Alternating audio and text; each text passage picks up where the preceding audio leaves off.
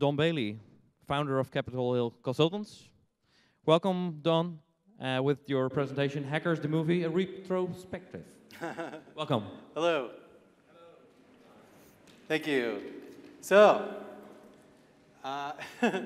when I have to say I was really honored to get the invite to come out here and give a talk at the 10-year anniversary of Hack in the Box. It's exceptional the work that they've been doing for the past 10 years, and I'm really proud to be a part of this team. So I wasn't quite sure what to talk about. Because what do you do for a 10-year anniversary? That's pretty sweet, right? So I was thinking to myself, like, maybe we should just kind of take a step back from what we're used to, and instead of talking about really technical things, we should maybe kind of look at the overall progression of security and the industry, engineering as a whole almost, and see how things have been affected over time. So that's kind of what this talk is about. There are going to be, okay, so that's not exactly true. I actually have a packet in packet, as Travis Goodspeed would say, for this talk, but it's presentation and presentation. So there's actually going to be a second presentation later, but you'll know when it happens. There'll be a definitive switch. Anyway, we'll get to that later. But 1995 is when the movie Hackers originally came out. Okay? How many of us were actually in high school back then? I'm just curious. I was in high school. Anybody else? Probably a lot of you were even younger than that, right? Yeah, I'm hearing some laughter, maybe not. Regardless, I really didn't care much about computers at that time, right? I cared about girls. I cared about my friends, who I thought were the coolest things in the world. And I cared about fashion, most of all. And you can actually catch me on a bad day wearing this kind of stuff, even today. Don't ever catch me when I'm just about to go to bed, because this is what I look like. And I definitely wasn't thinking about phones. I wasn't thinking about cellular technology. I wasn't even thinking about mobility. You know, the laptop to me was a completely foreign concept. I had no interest in laptops whatsoever.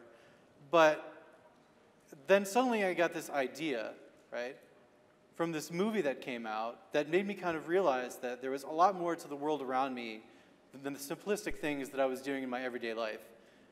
The internet wasn't about AOL. And it wasn't about, figuring out the best way that you could talk to your friends. It was about what you could do. And that was a really cool idea. It was a very catalytic idea for myself and a lot of people of my generation, including, I'm sure, a lot of people in this audience. And if you look at the ideas that were presented in this movie, it's really interesting to see that they almost, in a lot of ways, predicted what the future would be like in internet security a decade later. And of course, it's been 17 years now, right? I mean, it's 2012. So they've been actually able to create a pretty good track record for a long period of time, signifying like the way that we see each other, the way we see our systems, and the way we guard our data, which really hasn't changed at all. And that's kind of what I'm going to get into here. So when's the last time somebody heard about passwords being dumped? Anybody? A couple of days ago? A couple of weeks ago? How many people actually run an internet security team for a company right now? Anybody? Yeah, put some hands up. I know there are some in the audience. There are a lot of people in here that are actually concerned about this because for some reason, we haven't migrated past the concept of password, right? Sure, we've got biometrics, some semblance of it, but it's kind of ridiculous. You can bypass facial recognition with a photograph. Biometrics on your laptop might mean a fingerprint if the reader is any good. But typically, we're still caught up in this idea of password. And what it means to have an identity on the internet typically means still having a password. A lot of solutions are migrating away from that. It's great to see Doug Song implementing Duo security with SSH and Google's authentication. All that stuff is exceptional. But for the most part, two-factor authentication is still foreign to most people and most organizations. And passwords are still something that we're going to use today, tomorrow, and probably 10 years from now, because it's just easier, right? We're just used to it. The other thing I found really interesting about the movie Hackers is that everybody was using a Mac. And we never would have thought of that like 10 years ago, right? Everybody had a Linux laptop. I've got a ThinkPad right now, but we have a Mac at home, and we use it for work. most of the people that I know that are hacking, they've got a Mac. Of course, unfortunately, we're not flying through cool screens and doing crazy stuff, but maybe Metasploit will get really, really good in the next 2 years, and we'll finally be able to start doing that. But it was interesting to see that they almost predicted this kind of change in behavior in the hacking scene. So we can fly through all the cool screens that we want, but really at the end of the day, we're hacking computer systems, right, through those laptops, using passwords or whatever. But the other thing that they touched on, which I found was really cool, was hacking kernels. Most people back when this movie came out in 1995 were not talking about hacking kernels. Hacking a kernel was a completely foreign idea, right? Just like most of the other things that are brought up in this movie. But what's really cool, the first exploit that ever came out for a kernel was probably 8 Little Green Men. Mater, do you remember? I think it's 8 Little Green Men. And if I remember correctly, it came out in 1993 or 1994. And it was for either SCO, I can't remember if it was SCO or Sun. It was one of the two, but it was a divide by zero bug. And the divide by zero bug actually allowed you to execute binary in the kernel by taking over the interrupt vector, or I'm sorry, the fault handler for divide by zero. So you could actually inject code into the kernel that would be executed out of context in user land, and it would allow you to change your authentication credential structure in kernel memory for your process, thus becoming root, or whatever the super user was for that particular operating system, which was awesome, right? I mean, people never thought about that, and yet you see it in the movie Hackers. And today, what's everybody talking about in 2012? Kernel hacking. And primarily where? iOS, on your phone, right? There are a lot of other things going on in this movie that kind of threw me for a loop, right? Especially when I went back and reviewed everything. It was a little bit startling, right? And I want to divert a little bit to give myself a little introduction. So this is me. And I had to throw this picture. I really apologize because the picture that they put of me on the Hack in the Box website, I think I look like a zombie. So I actually wanted to put a decent picture up so you can see I don't look completely terrible all the time. So anyway, you might know me from hacking cars. I've hacked a couple of cars here and there that's been in the news. I'm also big on reverse engineering GPS tracking devices because I care about privacy and people's ability to bypass some of these new technologies we're seeing in GPS. I also gave a talk at Black Hat earlier this year about hacking roller coasters, which you can actually do remotely, interestingly enough, because they're binding them together with this new concept of technology called M2M, or machine-to-machine. I'll get into that a little bit, but I'm also very well known for breaking into phones. But I'm not really going to talk about that much. My new company is Capitol Hill Consultants. It's a think tank on security, but not just everyday security, not the security you think of when you boot up your laptop or your phone, but security as a whole. We want to threat model anything that might have an impact on our day-to-day business lives. And so we focus generally on cellular technology, because obviously that impacts a lot more than just your cell phone or your computer. It impacts everything that we do. It's not just the old brick that we used to see being handed back and forth between two people. Today, it doesn't just mean your smartphone either. There's a lot more to it. And it really means the future for all of us in a lot of ways, right? And that's what I care about. That's what we care about as a company at CHC, is defining what this new thing is. What's this new thing that we're going to see in technology? And it's primarily going to be cellular, the cellular of everything, right? Which is what M2M is all about. It's the Internet of Things, okay? The Internet of Things means I'm going to throw a cellular module on whatever the hell I want to, right? Whether it's going to be an ATM machine or a bird or a tree or whatever. There's going to be some way to interact with that through some kind of long-range technology. And there are some astounding examples of things that are changing today. And this is actually a perfect example to me, because people think I'm kidding around when I say your tree is going to be cellular enabled. It's ridiculous, right? But no. We're actually seeing changes in very interesting green-friendly, ecologically friendly technology that enables things that you would never thought of being wireless to be wireless. The full alert is a very good example of that. This is actually a little bit older than M2M technology, but it's migrating from the old analog technologies to cellular. And what it does is it allows people that are birthing horses to determine when a new foal is actually coming out of the mother horse. Because you can't sit around, you have no idea when this baby is going to come, right? And you can't stand next to the horse all day because as a farmer or rancher, you have other things to do. You don't want to pay some field hand to sit and stare at a horse and decide when this horse is going to give birth. And if you've ever given birth to a horse or helped with it, then you know that taking the horse out of the mother is something that you actually have to help with. They can rarely do it on their own, surprisingly. You have to actually help or else they get stuck and it can kill the mother and the child. So what they've done is they've actually integrated wireless technology into the horse to determine when that horse starts to breach the birthing area.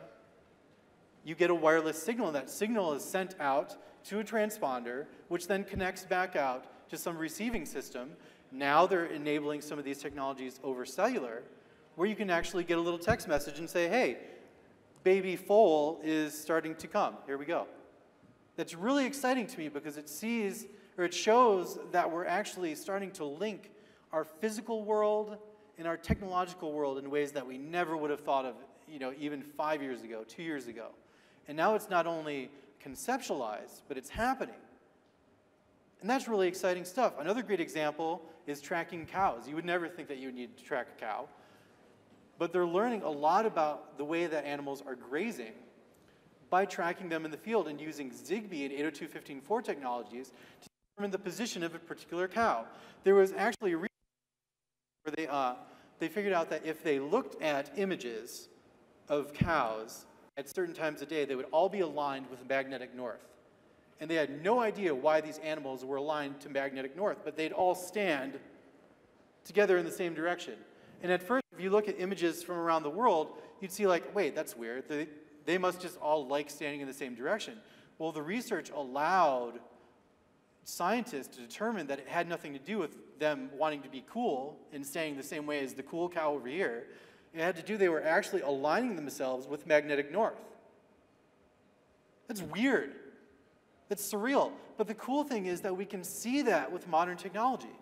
Never would have been able to see that 5 years ago, 10 years ago. Okay? But now we can see that with M2M technology. So this is allowing us to see things that we never would have even had a concept of before years ago. Another excellent piece of technology, this is getting more into security, is the shot spotter. A lot of people, when they see this technology, they think it's actually, what's the term I'm looking for? Microwave. This is not microwave. This is actually a percussion receiver. So when you shoot a gun, there's a burst of air, right? There's a bang, percussion. What happens if you have a device that catches that percussion occur and then triangulates the location of the object that emitted that percussive sound or pulse, okay? That's what ShotSpotter does. So in the United States, technology was developed to say we have too much crime in Detroit or St. Louis or any other given big city in the United States. And they figured, how do we reduce crime? Well, they thought, if we can enable the police with enough information where they might be able to figure out where the highest crime areas are, because some of the people that are affected by these crimes in certain areas, they don't report them because they're scared. So the statistics are very misleading. And the ShotSpotter technology allows police and investigators and dispatchers to understand not only where is a shot occurring, the direction of where it's going, and whether the shooter is traveling. So with multiple ShotSpotter units, you can actually triangulate where a particular individual is that's making a gun shot and where they're going as they're shooting. That's exceptional technology. And what's even cooler is you can define what the particular device is that's emitting the percussive pulse. So you know whether it's a .45 caliber gun versus an AK-47 versus an MP5, etc. Because you can differentiate those pulses and factor in variables to determine whether or not you can actually sense, yes, this is a gun that I know. That is cool stuff. And this is life-changing, world-changing technology. And it all runs on the cellular network. These are all wireless devices that are enabled all over a city, which talk back to a centralized server. So it's a sensor unit connected to a cellular module, connected over a network to a back-end system that processes the information in a unique way. Great stuff. And of course, you know, when you bring up M2M, you always have to bring up SCADA, because they intersect so perfectly that M2M and SCADA are now almost becoming one unified technology. Okay? So SCADA, as a lot of you know, is control of oil and gas systems or anything to do with our physical energy-based environments. M2M is the ability to remotely control those SCADA systems over a cellular link. So now it's not just some computer sitting in, you know, the corner at a physical location in an oil refinery that's connected to some other network that's receiving sensor data. Now that sensor data is piped back to a back-end network in a completely different way over a cellular link that you can have any engineer in the world, if there's a problem, bam, solution. Because some guy that's an expert that you never would have had access to in Kuala Lumpur or wherever now has the ability to reach into your network and diagnose whatever the problem is. So that's very cool.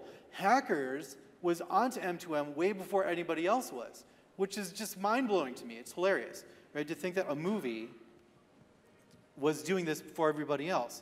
But it's true. The scene where he's actually, Zero Cool, okay, is hacking into OTV, the television network.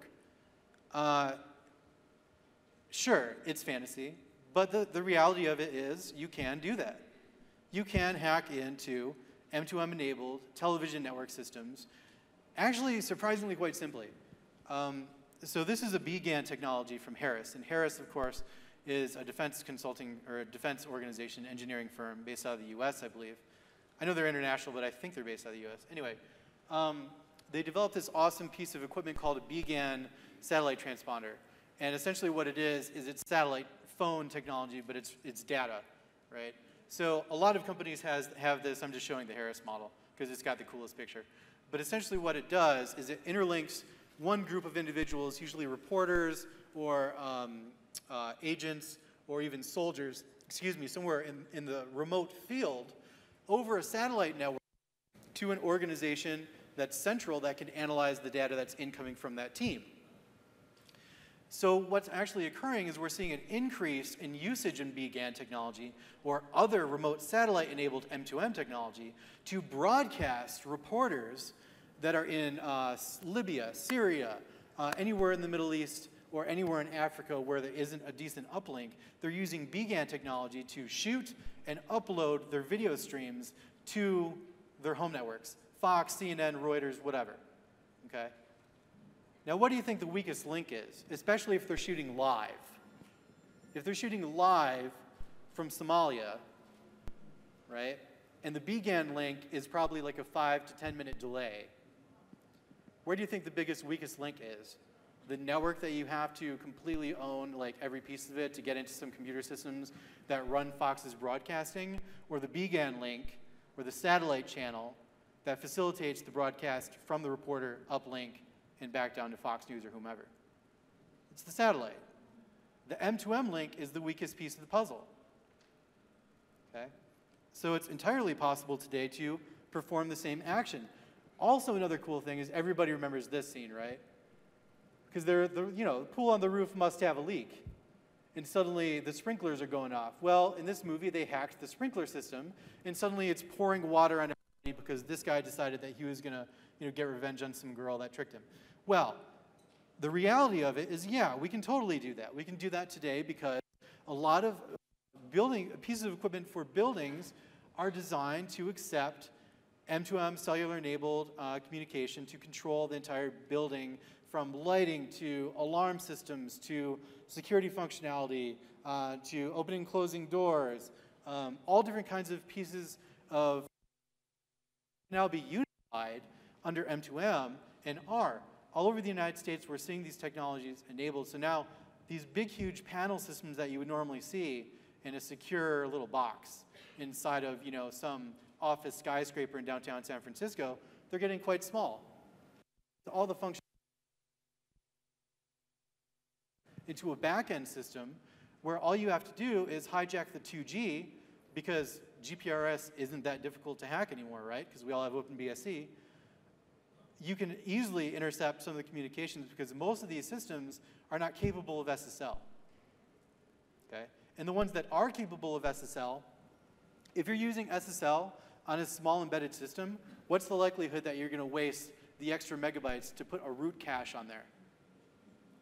So the actual SSL root certificates, not even on it. Sure, it's using SSL, but it can't verify anything, right? So the alarm systems that are riding over this technology, boom, owned. So that's a reality. Obviously, this is the bigger concern, right? We're going to cause a worldwide ecological disaster just to catch some hacker kids? Yes. Because you can do it. The reality is that this technology is also M2M enabled over, essentially, long-range satellite SCADA links. Okay? This is another type of BGAN technology, but it uses protocols that have been authorized for maritime use. And what's even more interesting about this, the satellite systems that exist on the boats are interconnected with Zigbee systems for oil refinery technology that sits on the actual boat as well. So you have M2M technology riding over BGAN, or whatever cellular protocol link that you have, and then on the oil refinery ship or whatever station, you actually have back-end connections to Zigbee 802.15.4. So you can attack it either over the cellular network or over the 802.15.4 network, both of which are relatively insecure. And then you are able to compromise the ship's controls from that point. NCIC database is another great example in the United States. We use this to monitor and store data on millions of Americans. It's the criminal database that we use. The reality is here, this is also interlinked as well, right? Because the laptops in police cars are all back-ending over cellular technology. What's interesting is that they're now being connected with sensors in the vehicle. So the sensors in the vehicle denote, like, you know, what's the pressure on the brake systems? Is the air pressure in the tires low? What does the video link say for the camera on the dashboard of the police car? All of these aspects of the vehicle are now back-ending through the cellular link because they're all wirelessly enabled, again, through M2M. So I'm not even going to get to the traffic stuff because you've got enough examples already, right? At the end of the day, we've got tons of technology here, tons of examples, and they're all completely different. And we would never think that they could be owned using one singular technology. But they are, because M2M, the protocols that are used for cellular and satellite M2M are all the same. Okay? So if you're able to compromise one link, it's very likely you're able to compromise similar links. So what does all these different kinds of attacks tell us? It tells us that laptops are no longer the target, right? Server system backend databases are no longer the target. What this tells us is that real hackers hack. And real hackers hack everything, right? From the ATM to your cow to, yeah, to your cell phone to absolutely everything. Real hackers hack. And what's interesting about real hackers that hack is that they're extremely patient. Where's DF? DF, are you in here? No? I got to give a shout out. Yeah, there you are. You're in the back. Who've been very, very good to me over the past few years. Sorry I didn't wear the shirt, but I wanted to give you some shouts. But I wanted to diverge a little bit into real hackers hacking and do my little presentation and presentation talk. So we're going to switch modes a little bit into a different presentation.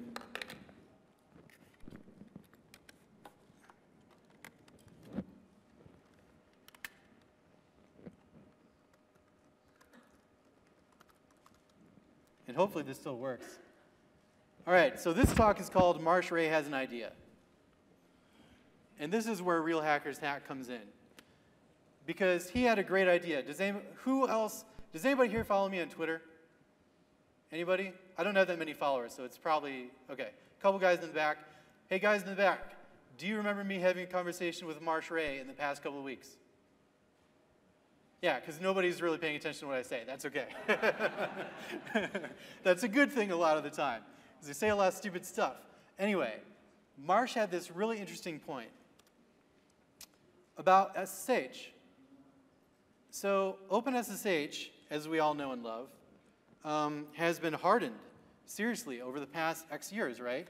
I mean, nobody would ever think that somebody would come up with an OpenSSH exploit, let alone a 0-day, God forbid, right? So Marsh came up with this really interesting idea that, of course, had been done, but not publicly. So what he thought of was, what if we have an SSH server? What if people connect to that SSH server, but that SSH server doesn't care and just accepts any key that it wants? And what if, instead of giving you a shell, it immediately prompts for your private key? It simulates, oh, this is a simulation of what it would look like if your password were requested for your private key on your local system, right? Most people are probably just going to say, oh, well, I've already authenticated to the system or whatever, or I need to yet authenticate to the system. They're not really thinking clearly at that point, so they usually just type in the password and go along about their day. Well, it was a really interesting point because nobody had publicly said that before. What if we do this? That's a weird idea. How about if we just do this weird thing? Well, it was really cool, and my response to Marsh was, and I apologize for, I'm going to swear, I said, damn it, Marsh, because I was annoyed. Because this is something that people have been using as a trick for about 10 years that nobody had ever talked about, oddly enough. So what occurs is when you dump into somebody's SSH server, the SSH server just runs a program and prompts you for, okay, what's your private key? All right, thanks for your private key. Now I'm going to drop you into a shell.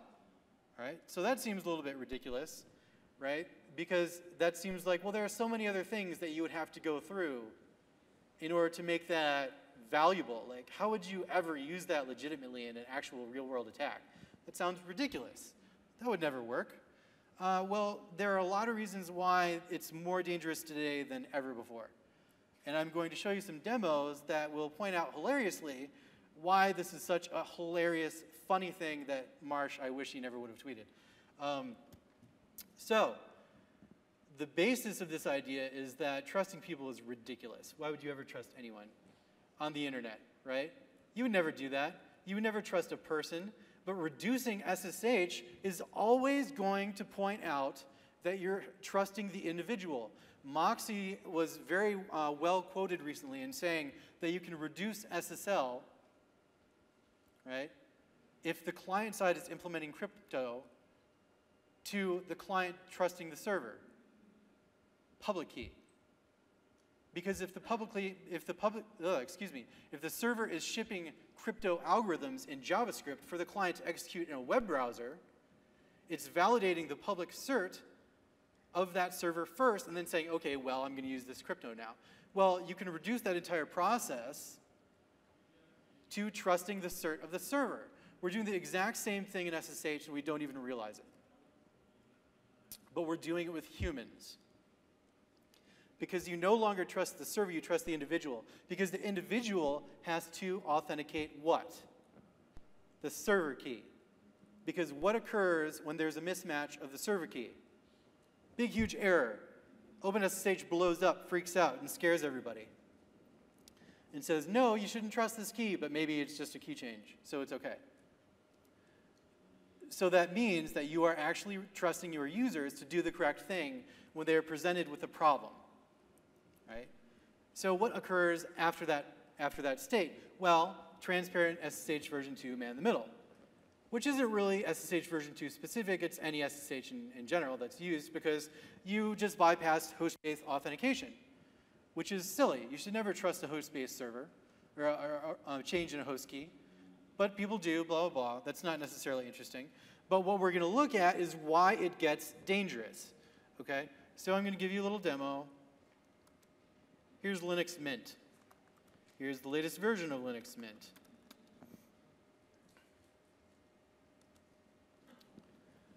I'm going to switch over here real quick.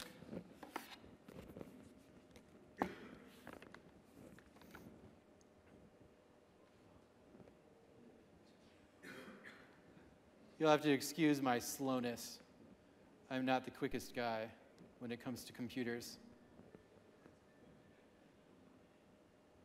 All right, so let's take a simple client. Mint is getting extremely popular for desktops. And I'm seeing it more and more and more in red teaming. Okay? And it's interesting because people can deploy it very quickly, and you can actually have diskless client systems, which makes it great if you have a bunch of developers, engineers hanging out. So what you can do is just launch up Mint sessions for everybody and give them, keys and do your thing. So this is just a regular box. Nothing crazy going on here. It's really standard, but it's up to date. So what you'll notice is that I have no identities, my SSH agent, right? You can see that pretty clearly. The resolution kind of stinks. Can people see good enough? Guys in the back say no. We'll move up front then. Lots of room down in the front. Anyway, point is, we're going to do a little SSH keygen, okay? Tool we've all used before. We're going to create a type of DSA and store that in our SSH home directory, or the SSH directory under our home directory. Totally standard stuff, right? This is retarded. But, oops, don't overwrite that. So we'll generate our key. Bam. We've got a key. Now, at this point, you would do what? Load the key into your agent, right? Well, bam, already done. I didn't do it. How did that happen? Anybody? What's occurring in the background is whenever you launch a new session in Mint or recent Ubuntu distributions, there's a key agent that runs in the background without you telling it to, okay? And it just sits there and accepts any keys. And what's even more interesting about this is that it auto-loads every single thing that ends up in .ssh. So every single key that ends up in that directory, whether you put it there or not, is auto-loaded into the key management system, okay? So what you'll also note is this is not a regular SSH agent. It is, but it's not. It's actually managed by something called keyring. And you can see there's the SSH authentication socket right there. So it's actually being hijacked by a separate application that then is talking to an SSH agent legitimately. So what I'm going to do now is remove the files, remove lol and SSH add. I haven't done anything special. Agent has no identities. It's auto-adding, auto-removing, okay? So what we're going to do is just regenerate the key. It doesn't matter what key. Bam, there we go. Now I'm going to SSH into a server that would, be in my production network.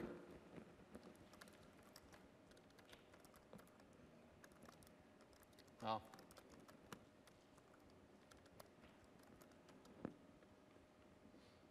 so what we'll do is we'll add this.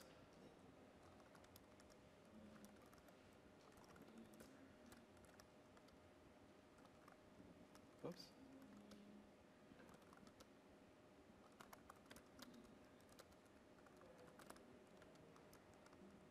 So I don't have any other keys. This is the only key there. So the key that I've just generated is now on my server in production, another virtual machine on here, okay?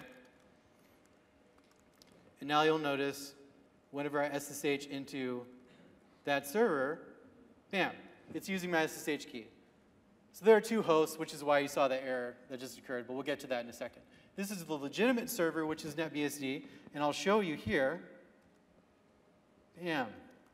Who? Don B. Don B is from client1.cell.risk. Okay? So this is a NetBSD server. Then I also have a second server here, which is the transparent man-in-the-middle server. This is FreeBSD. Okay? Different operating systems. I wanted that to be very specific because we'll get to that in a second. So now I have my authentication key loaded in the target server. Okay?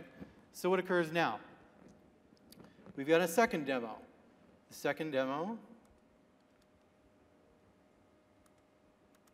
is that SSH agent auto launches.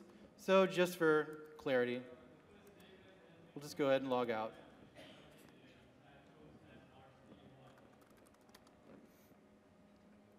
So as you can see from what I discussed earlier, if I log back in, SSH add, bam, there's the key. If I try to SSH back into cluster, if I go into the valid server, boom, there you go. I'm there, just like normal SSH stuff, right? So,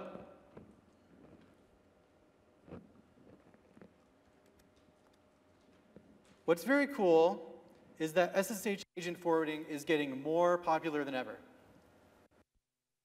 It's extremely important because SSH forwarding is extremely dangerous. Authentication forwarding is probably the worst thing you can do. And we're seeing it everywhere now in production. Because what people are doing in order to secure the backend production systems or staging is they're setting up a proxy server. They're telling all their developers, SSH into the proxy server because it's secure, and then from there you can hop into any backend system that you want using authentication forwarding. Because agents are now baked into all of your Ubuntu desktops. So boom, there you go. Easy peasy, everybody can do it. Nobody's worried about problems. But now here comes the transparent attack, right? So all we do is just SSH to, whoops, look at that. Something bad occurred.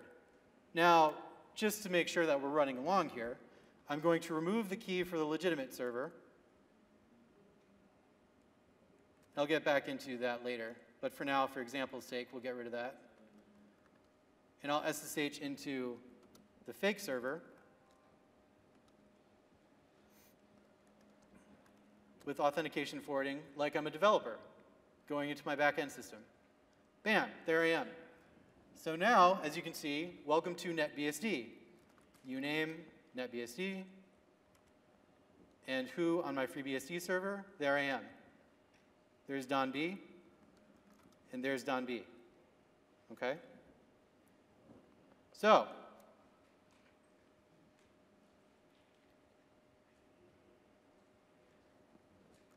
the most fun thing that you can do here is obviously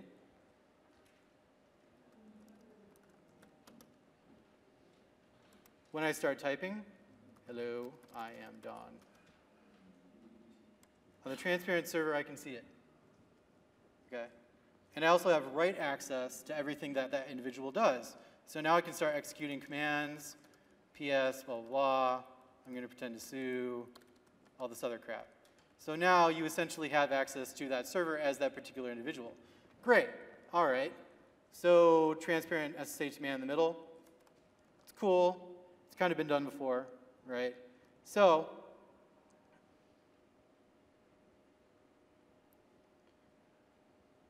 the biggest part about this is one particular issue that hasn't quite been defeated.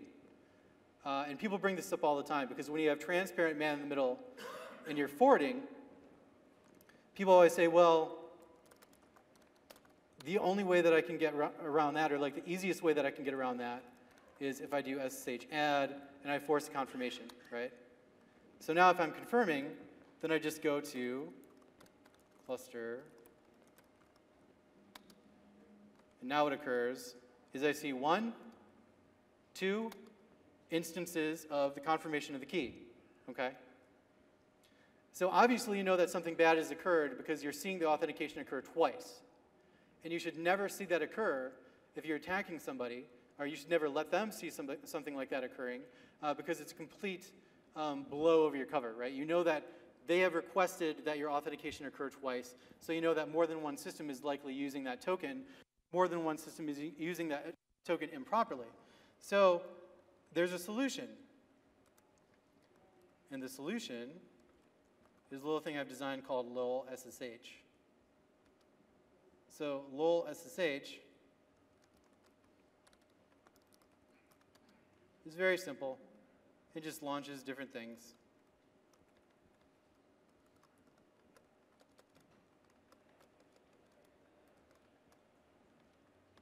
Oops.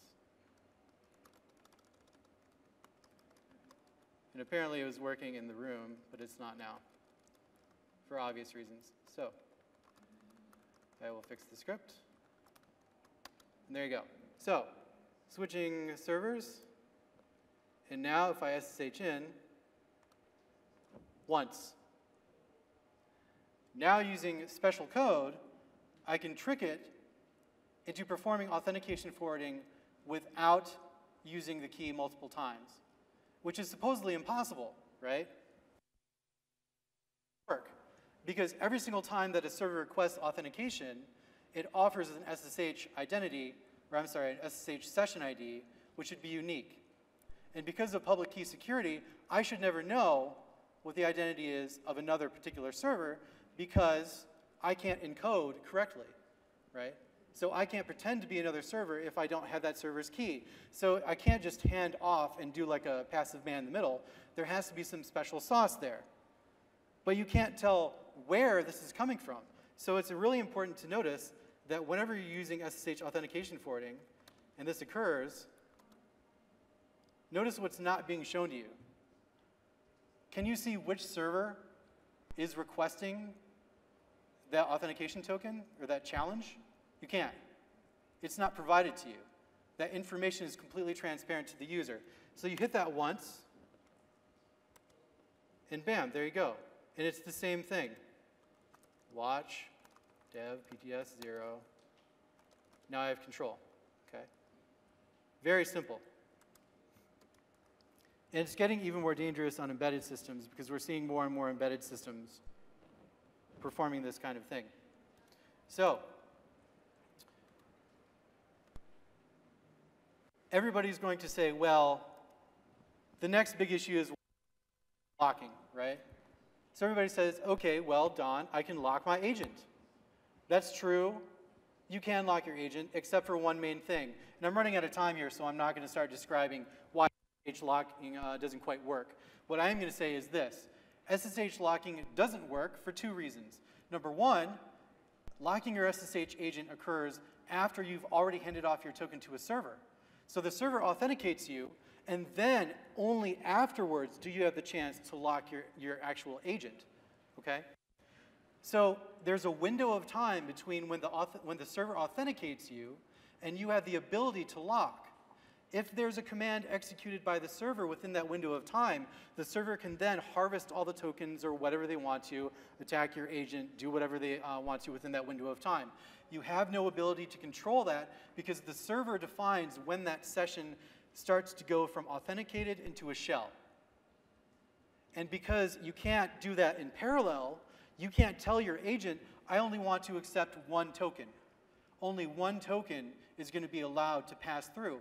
Well, sure, only one token is going to be allowed to pass through. That software isn't even written into OpenSSH, right? But even if it were, it wouldn't matter because if you say, I'm only going to allow one token to be authenticated, I've just shown you that I can do it with only one token, just like a regular server, but doing transparent man in the middle, okay? So you still can't lock. And if you do actually execute an SSH lock, then the individual who takes control of the transparent server has the ability to brute force the lock. And I wrote some SSH code. And actually, I'm not going to spend the time to show you this because I'm running out of time. But essentially, here's some code. It's all Go. Here are the lines of code. It's 481 lines. This is basically an agent brute forcer. And not just a brute forcer as in password brute forcing, but it also injects and extracts keys and commands, etc., from the SSH agent. So,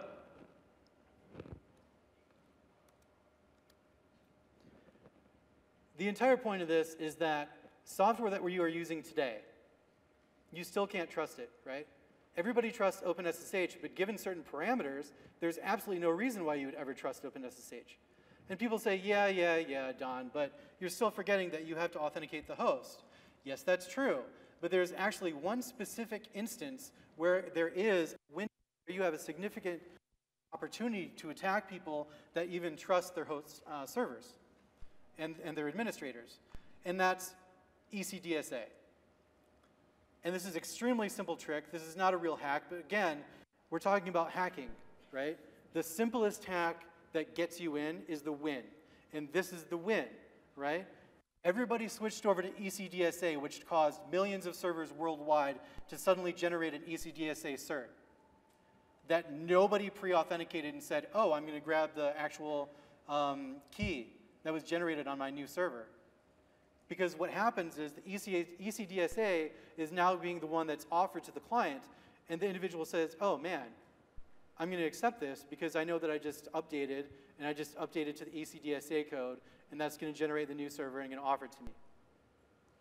So there's a window where now a lot of people that are updating or changing from DSA up to ECDSA, they just automatically accept, oh yeah, it's an update. No problem, I'm just going to accept that key because I know it should have been changed, right? And that, of course, is the perfect time to implement this kind of attack. And if you have the ability to do only one key, or request the key only once, then absolutely nobody has any clue otherwise. The only way to determine whether or not that is a problem is whether or not your source IP of the client that's connected to the server is still valid, right? But there are ways to change that. If you are a government agency and you have a server sitting in line in somebody's ISP, you can forge both the source destination, or the source and the destination of the process, of the IP connectivity, which allows you to take over the entire thing transparently and simulate both client and server IPs to make it completely transparent. It's entirely legitimate. So the ECDSA is probably the best window of attack. And what's really important to note is that ECDSA, the new keys, whenever there's a new protocol or a new key or a new type of key implemented in SSH, it's not signed by the previous keys. So you don't get like the trusted RSA server key that you've been using for 10 years. It's not signing the new ECDSA key and saying you should trust this now. It's just offering you the new ECDSA key. Either you accept it or you don't. There's no further validation except the user themselves is deciding to authenticate or not. So again, SSH is to the individual. So when timing is right, hacking is extremely simple. When timing is right, even the most secure technologies become extremely weak because users don't know what to do. And when you tell them to expect something, ECDSA is coming. If you see a key change, it's cool. That's when we see failures. Okay? And this works unbelievably well, especially in engineering firms when you're doing red team pen testing. Okay? So, 0-day doesn't just mean some elegant exploit that's taken you 3 months to get right. Okay? 0-day sometimes means the simplest, dumbest thing that you can do to get you the win. And these are simple, dumb techniques. Okay? I mean, people have discussed transparent SSH man in the middle since 1998, right? But nobody talks about it today because it's been solved. That's not true. We need to keep telling our users over and over that real instances of security breaches will occur if they do not understand the risks involved when new technology is deployed. Okay? So, we're going to switch back here.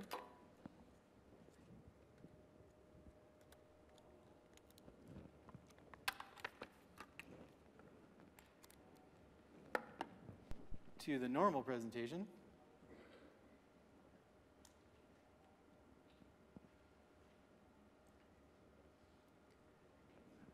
And I'm going to give you one last piece of fun before we move on to the next talk, so I'll make it quick.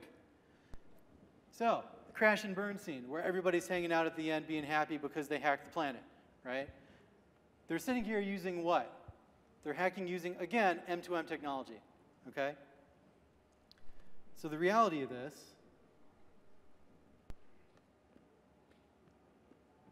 is something called an ocean. And this is really fun. This is a great little toy to play around with. An ocean is really cool technology. It's wireless, but it's green.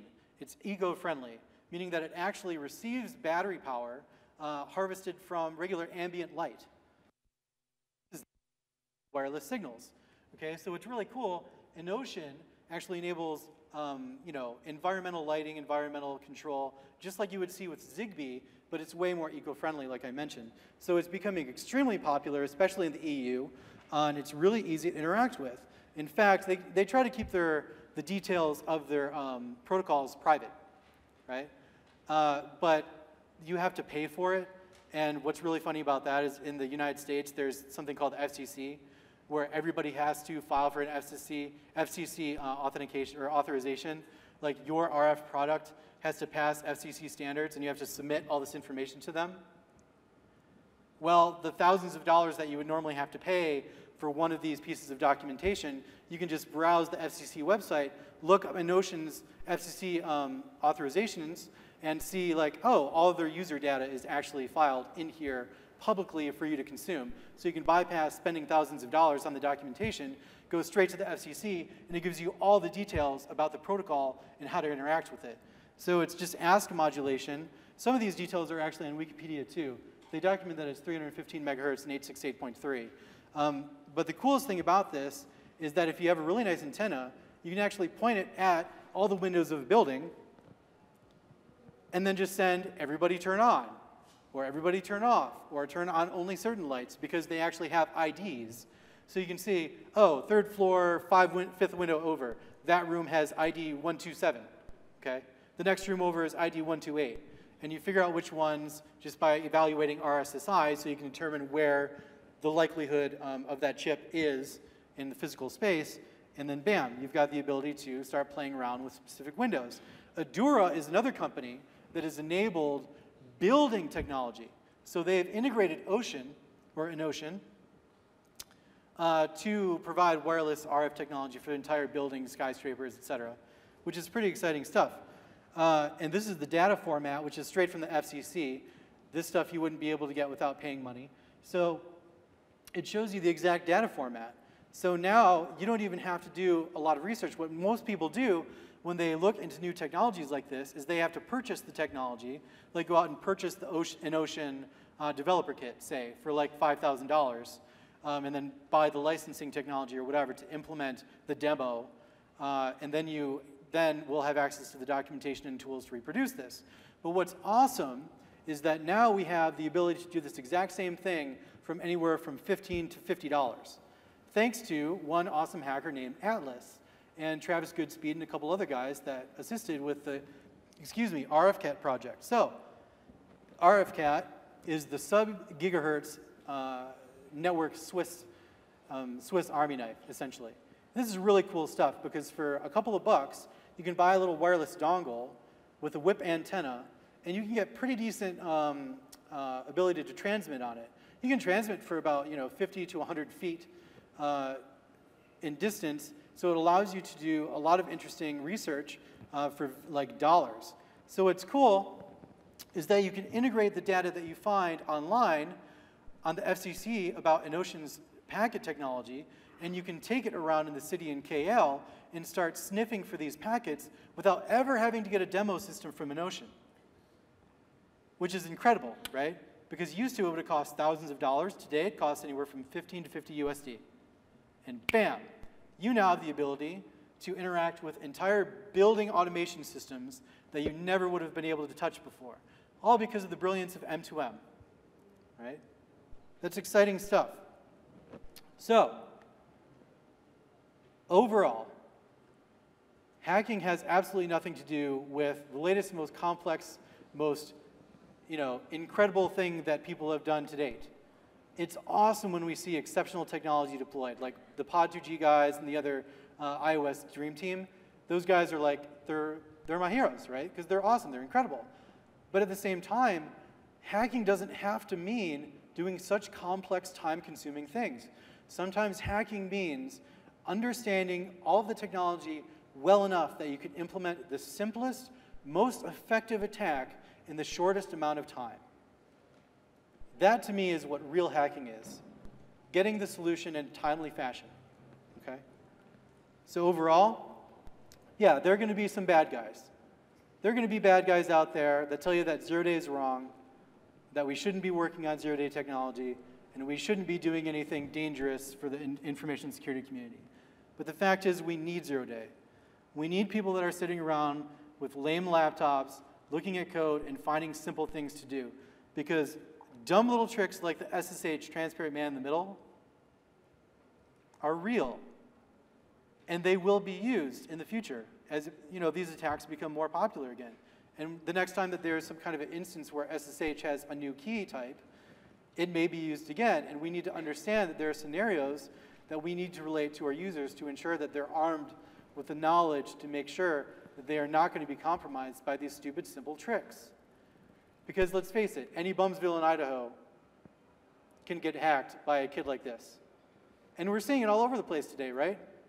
SQL inject, lulzsec, anonymous, blah, blah, blah. It's everywhere, and it's not going away, ever. And that's why we need to talk nonstop about these issues. Thanks so much for having me.